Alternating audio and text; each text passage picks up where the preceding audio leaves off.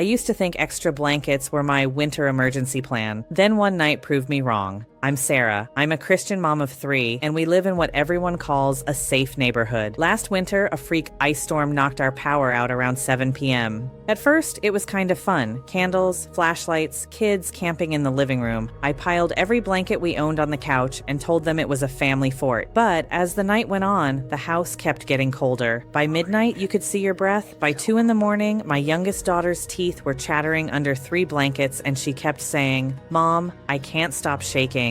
I remember sitting there in the dark thinking, we have food, we have water, we're in our own house. How am I still not keeping my kids warm? We made it through the night. In another town, in the same storm system, some families didn't. That scared me. So the next week, while the kids were at school, I started searching for how to stay warm in a cold house and fell into the usual junk. Buy a generator, install a wood stove, move. None of that was going to happen. Then I found a short video from a disaster relief volunteer named Andrew. For the first time, someone actually explained the physics mistake I made that night with my blankets and showed a cheap, simple thing I could stash in every car and in my hall closet to fix it. If you're a mom and you've ever wondered, what would I do if the heat just disappeared? Watch this video. It can save your family life during this winter storm. This small green bag is responsible for saving countless lives. Most people don't realize it, but you never want to be stuck in a situation where you need this and don't have it. And unfortunately, that situation is becoming surprisingly common. We all know the world is getting crazy right now. The government is unstable. Financial instability is rising. Weather-related disasters worldwide have increased about 5-fold in the last 50 years.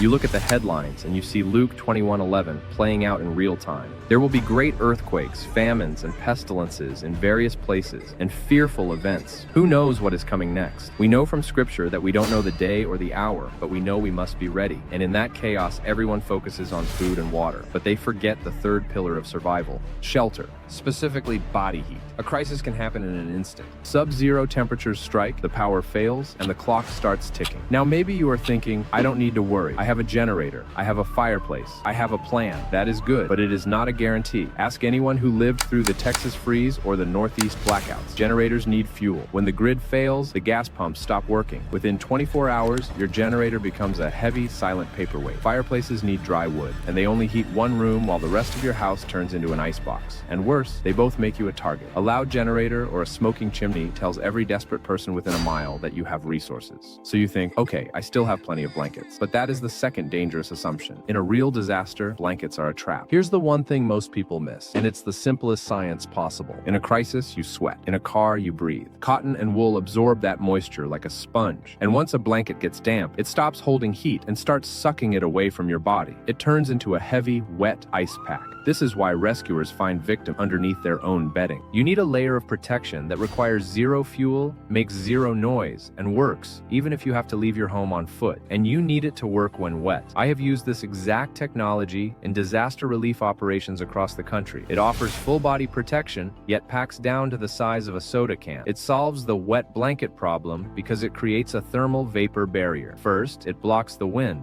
Second, it repels moisture so you stay dry. Third, it reflects 90% of your body heat back to you. It turns your own body into a furnace, instantly. No gas, no electricity, just physics. And this is about more than just survival. We have no idea what the future has in store for us as individuals. So it is our part, it is our Christian duty to be as prepared as possible, to protect our families, our loved ones, our neighbors. Think about it. We don't want to be the ones stuck in the crisis, helpless and dependent on others. We want to be the ones who are prepared, so we can go and minister to everyone else around us. We want to be the solution, not the burden. But you cannot help your neighbor if you are freezing. And because the world is getting unpredictable, we refuse to make this out of the cheap dollar store foil you see online. Those flimsy bags tear instantly. They crinkle so loudly you can't hear your surroundings. And they are almost always bright orange. In a period of civil unrest or a blackout, you don't want to be a beacon for strangers. If you have warmth and supplies, looking like a target is dangerous. The TerraShell is built built from high-density, tear-resistant material.